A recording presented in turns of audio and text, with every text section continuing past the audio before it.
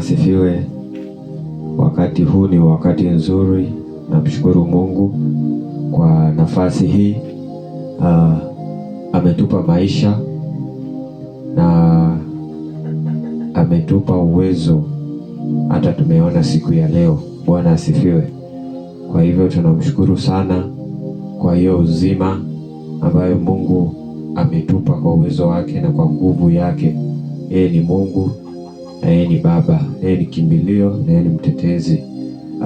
Ningependa kukuletea mahubiri na ni mafunzo sana kuhusu vile dunia iko kwa sasa na mambo ambayo yanaendelea, mambo ya ulimwengu wa giza ambavyo inakithiri na inaendelea kabisa. Lakini tunashukuru Mungu, yeye ana nguvu zaidi ya ufalme wa giza na zaidi ya nguvu zozote ambazo ziko kinyume na maisha yetu. Mungu wetu, nguvu zake ni zaidi ya hiyo mambo ya ulimwengu na kazi ya ulimwengu wa giza. Karibu sana. Kabla ya kuendelea, ningependa kuomba. Asante Mungu Baba, muumba mbingu na nchi, na kurudishia shukrani nikisema ni asante, maana wewe ni Baba na wewe ni Mungu. Asante Mungu kwa kukuwa Baba wetu, kimbilio letu na mtetezi wetu. Bwana, na kualika mahali hapa Bwana, ukaende na mimi Bwana, ukazungumze na watu wako kwa utukufu wa jina lako, maana wewe ni Mungu na wewe ni Baba ambaye unatenda kazi ya ukuu. Bwana, onekana katika maisha yetu. 2 watatu watakapokusanyika kwa utukufu kwa sababu ya jina lako, wewe Bwana utakuwa pamoja na wao. Nakushukuru Bwana na nakuabudu wewe Mungu wa mbinguni. Napoenda kuleta neno Bwana, naomba tuniwe chombo na Bwana unitumie kufikiria na kufikisha neno lako kwa watu wako kwa utukufu wa jina lako. Wewe ni Mungu na wewe ni Baba. Asante Mungu, kwa jina la Yesu Kristo nimeomba na nitakuamini. Amina. Karibu sana. Karibu sana popote ambapo unanipata, na kukaribisha sana sana sana popote na sehemu yoyote ambayo unanipata na unaweza kunisikia kwa lugha hii ya Kiswahili. Karibu sana. Hata wenye wananitazama katika mitandao, na washukuru sana kwa kushika mkono kazi ya Mungu, kwa kunishika mkono ili kazi ya Mungu iende mbele, na ni kwa utukufu wa jina la Mungu. Na washukuru sana kwa wale ambao wamesubscribe na wengine ambao wanaweza pata hii ujumbe kwa kiwango moja na nyingine. Muweze kusubscribe na kuendelea kusubscribe kabisa, ili hii ujumbe ifikilie wengine sana ambao wangeweza, itawaokoa na italetea Mungu utukufu kwa wale ambao wanapenda kumfanyia Mungu kazi. Kuna jambo moja ambalo tunafaa tujue, ya kuwa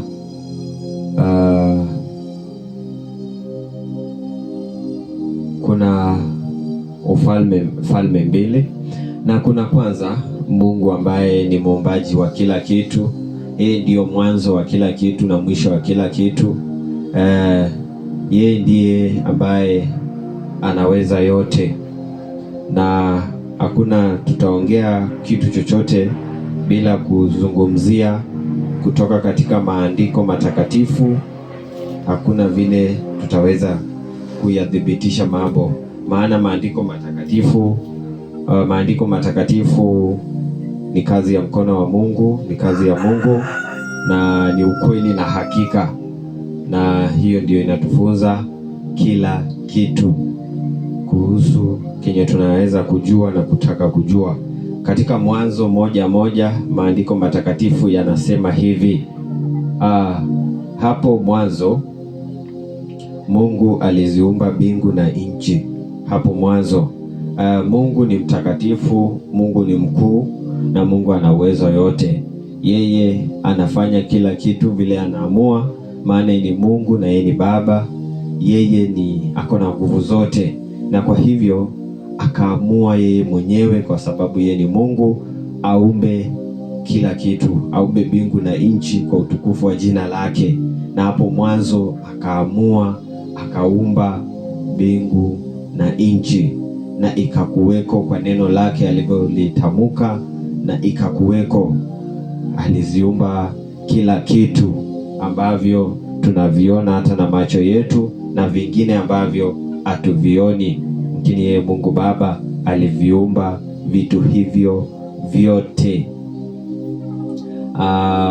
Maandiko inaendelea kusema, nayo nchi ilikuwa juu ya uso nayo nchi ilikuwa ukiwa tena utupu, na giza lilikuwa juu ya uso wa vilindi vya maji. Roho ya Mungu ikatulia juu ya uso wa maji. Mungu akasema, iwe nuru, ikawa nuru. Mungu akaiona nuru ya kuwa ni njema. Mungu akatenga nuru na giza.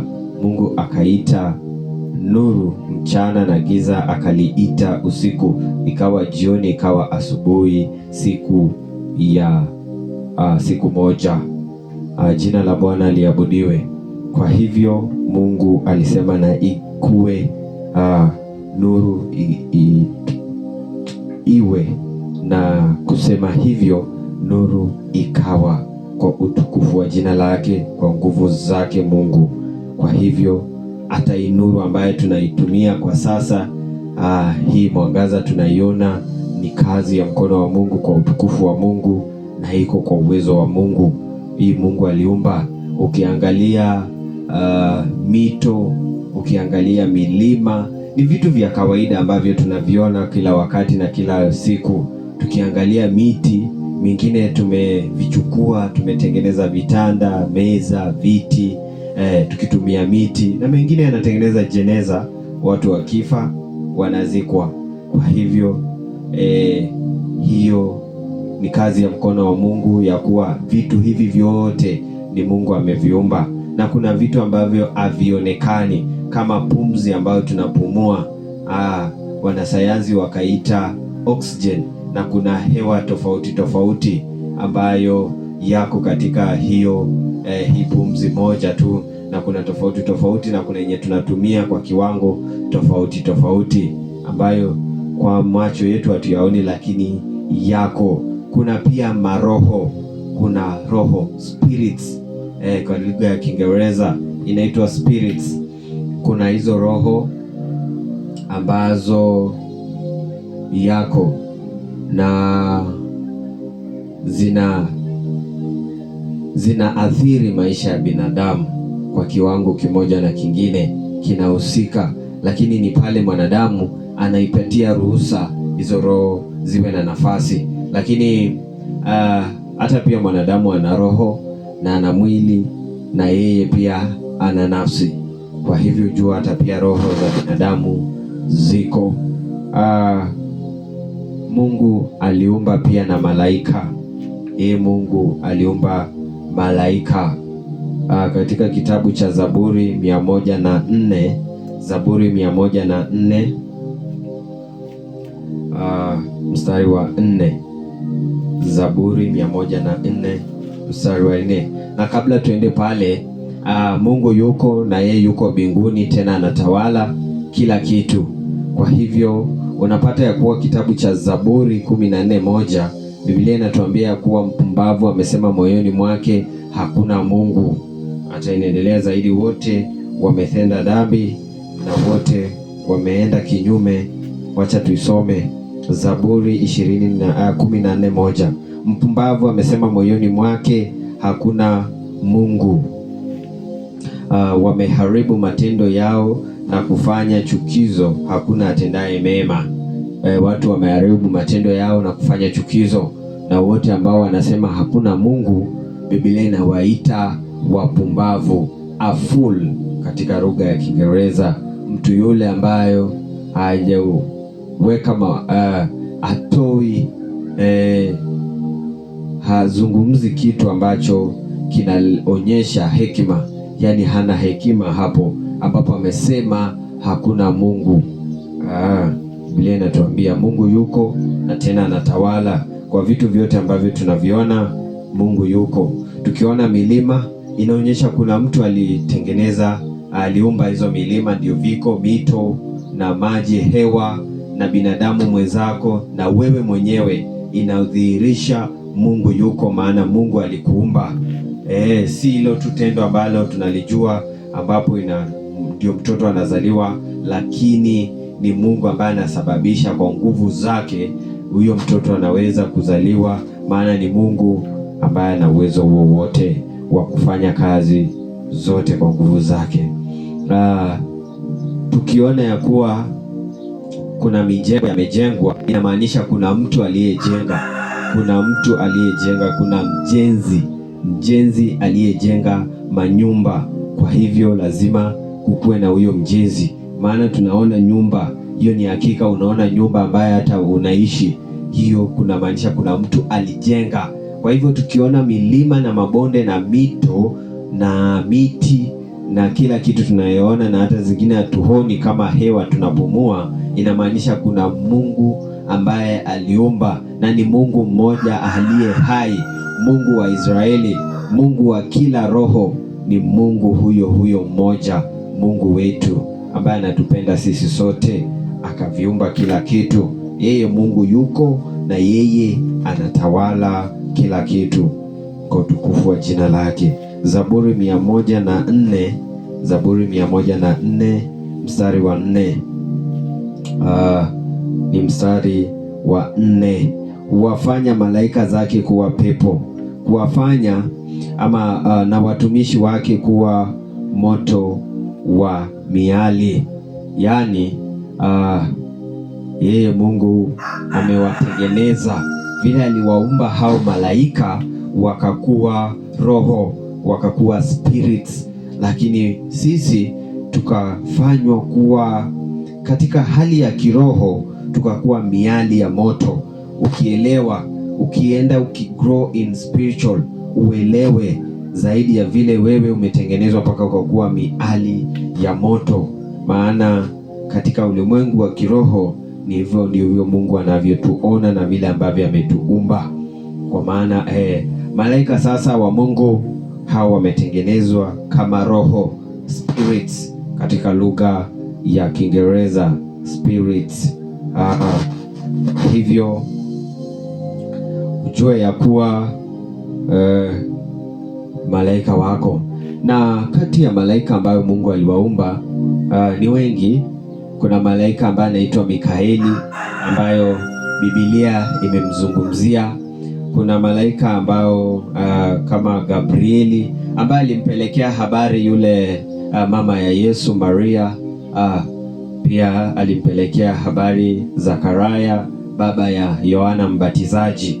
Huyo ni kazi ya Mungu ambaye ameumba malaika tofauti, hata wale ambao walikuwa wanafanya kazi ya Mungu na kuwatukia wana wa Israeli na kutukia watu katika muda tofauti, ambaye hata kuna malaika alienda kumpata Elia alimpata. Kuna malaika wengi, na moja ya wale malaika ni yule ambaye anaitwa Ibilisi, Lucifer. Katika Kiingereza hilo jina inaonyesha Luxi, ni Kigiriki, na inamaanisha ya kuwa mtu ambaye ana mwanga, mtu ambaye anabeba mwangaza, ama kitu kinachobeba mwangaza, Luxi, katika lugha ya Kigiriki. Yani inamaanisha huyo Lucifer alikuwa anabeba mwangaza. Na katika hali ya kawaida, hata kuna wale wanajiita wale wamepokea elimu kwa kiwango fulani, ama wana maarifa kwa kiwango fulani, wako na maarifa, kwa hivyo wanaitwa ambao wako na mwangaza, hata kwa sababu ya kupata ile maarifa ambayo wako nayo. Kwa hivyo ilionyesha kuwa huyo Lucifer kuna maarifa fulani alikuwa nazo, mpaka akafikia hali ya kutaka kumpindua Mungu. Ni kumaanisha ya hiyo maarifa ambayo alikuwa nayo, alitaka kujionyesha anajua zaidi, na kiburi kikampanda kwa sababu ya kukuwa na maarifa kidogo ambayo na uzuri ambayo Mungu alimuumba nayo. Mungu alimuumba katika uzuri wa ajabu vile Biblia inazungumzia. katika kitabu cha Ufunuo wa Yohana 12, Ufunuo wa Yohana 12, Revelation chapter number 12 kuanzia 7. Kulikuwa na vita mbinguni, Mikaeli na malaika zake wakapigana na yule joka naye akapigana nao pamoja na malaika zake, nao hawakushinda, wala mahali pao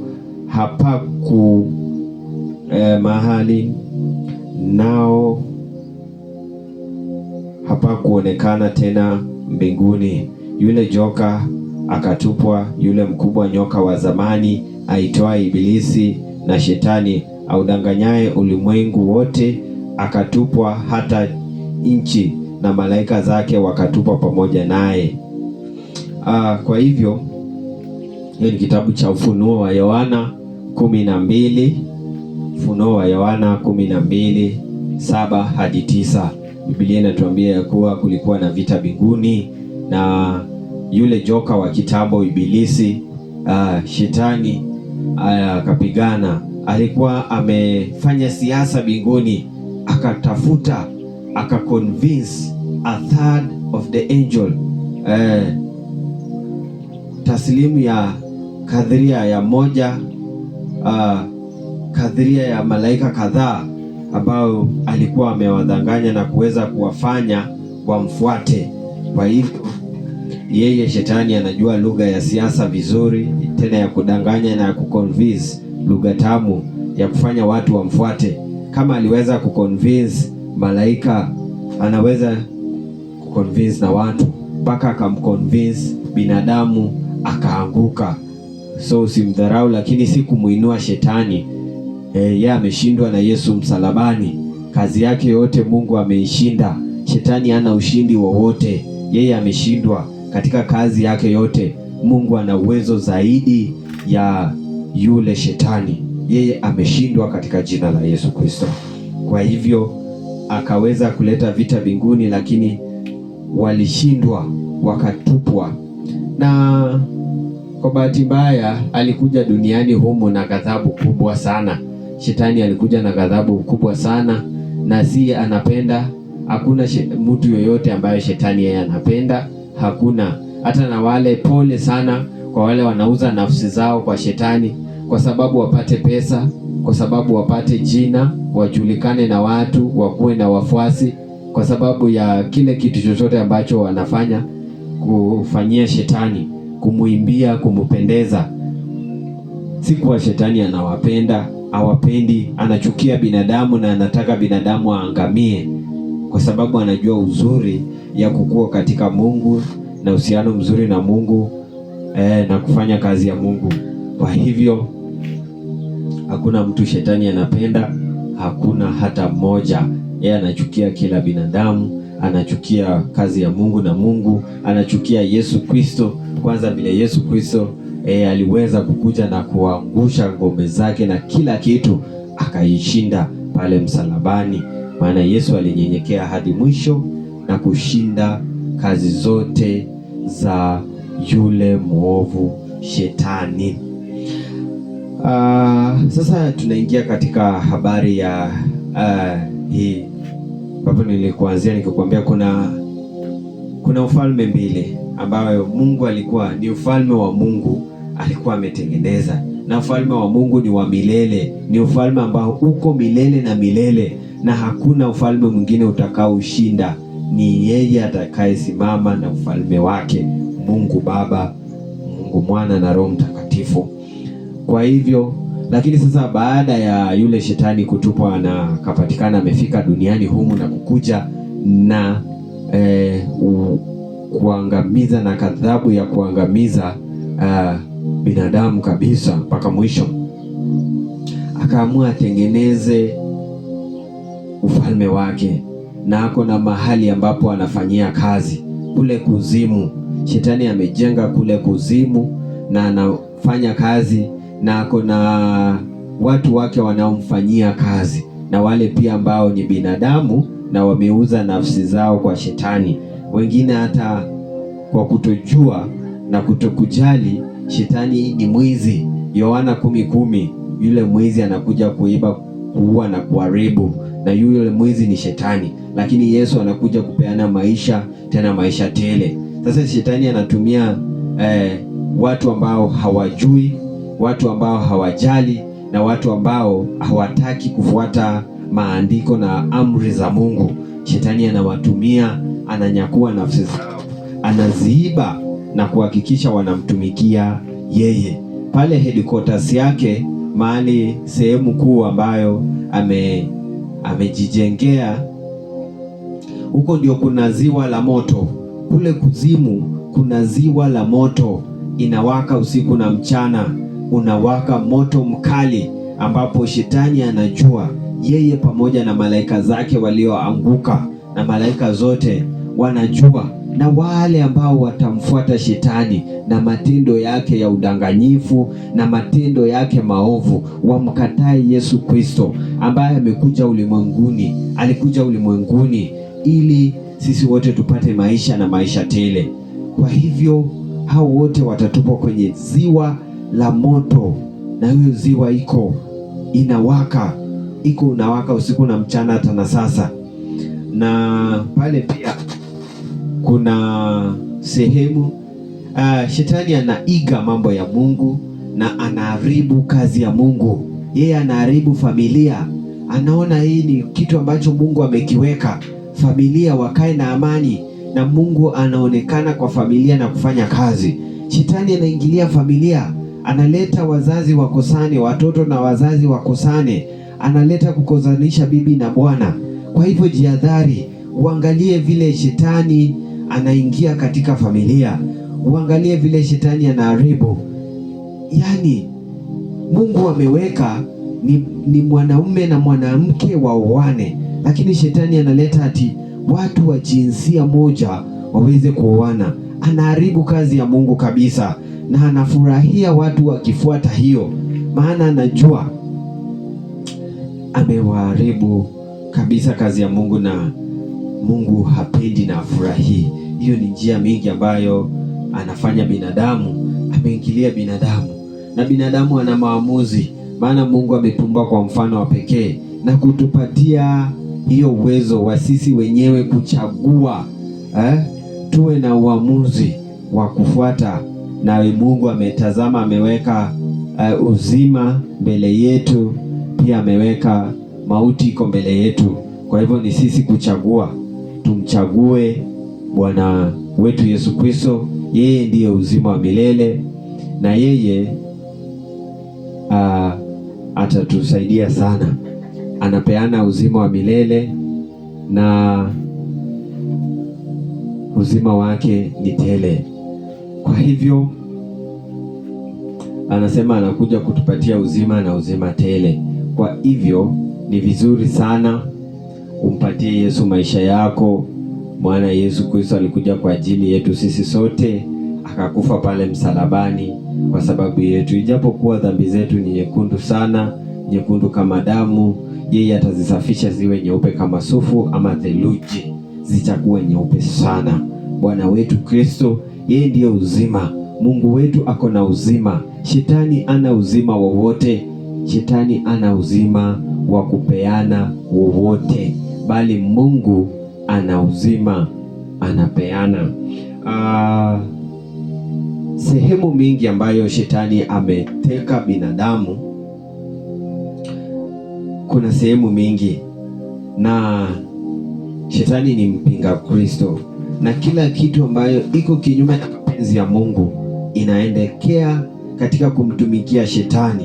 Wengine wanakosa kujali, wengine wanakosa kujali kabisa kuhusu kazi ya Mungu, lakini hapo ndio Shetani anatumia nafasi ya kunyakua nafsi zao na kuwafanya wasione. Biblia inasema wengine wamefungwa, wameuzibwa, wamefanya vipofu ya moyo, wasije wakaona ama wakafikiria utukufu na yule baba wa uongo, yule ambaye ni Shetani.